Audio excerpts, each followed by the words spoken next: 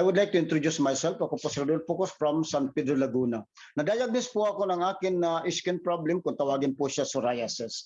Ang psoriasis po, for those on information, sa mga hindi po nakakaalam, siya po ay hereditary disease na kung saan wala po siyang lunas. Pag once na dinapuan po ang ganitong pasyente, ay definitely para po siyang nauupod na kandila dahil wala po siyang lunas. So, until such time na dumating po 1 week after Taal Volcano erupted, doon po nag-trigger na all over my part of my body too much affected. So during that time, kasi nabutan po kami dito sa San Pedro ng ASPOL, kaya 1 week po kami walang klase dahil po ako isang teacher. So at that time talagang dahil very affected na talaga, too much affected na po yung aking all over my part, so nag-file na po ako ng aking leave. So supposed to be during that time, ang aking principal ay nasa US, inaprubahan na po yung aking director.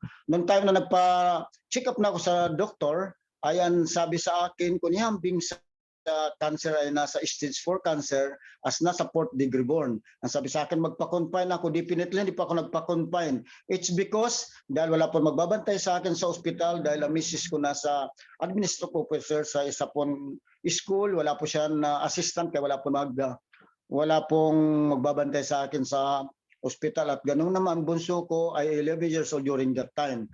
Kaya pilitan po ako hindi magpa-confine. Sabi sa akin ng doktor, mayroon simki sa akin kung ihambing sa cancer nasa stage 3 ay hindi nagpa-confine and 3 days patay. So during that time talagang I could not able to expected kung ano pa po mangyari sa akin. Talagang ipinaubaya ko na kay Lord, ipinag-pray ko na.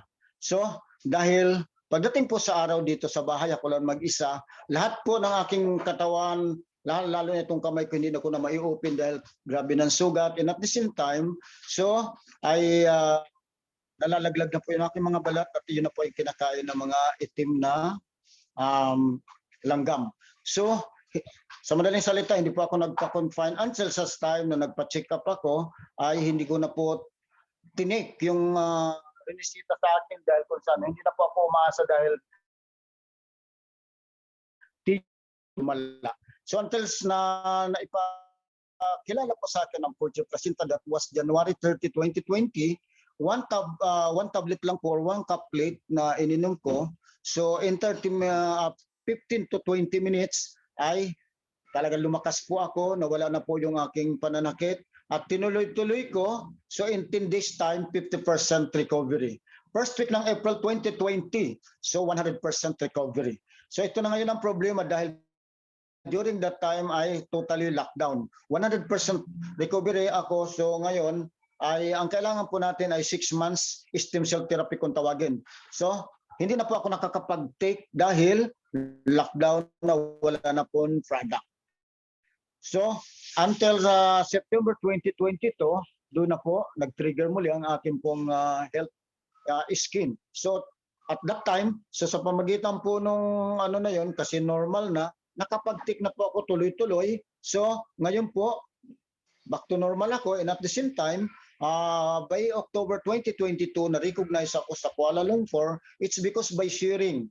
Ayan, nakarating po ako ng Kuala Lumpur. Just imagine, kung walang po ang Portio Placenta, I don't know what will happen to myself. Kaya ang importante lang po, nung makita po ninyo ang buong presentation po natin, mga testimonies, ang ating pong product presenter na pinaliwanag ni Mr. Riley Sabala, so kaiiba po ng ating pong product. It's your turn to decide. Kung hindi po ako nag-decide, I don't know what will happen to myself. So maybe I'm under the ground. It's because of Portio Placenta. Thank you very much sa inyo lahat. Thank you very much, Sir Riley Sabala. God bless you to all of you. Good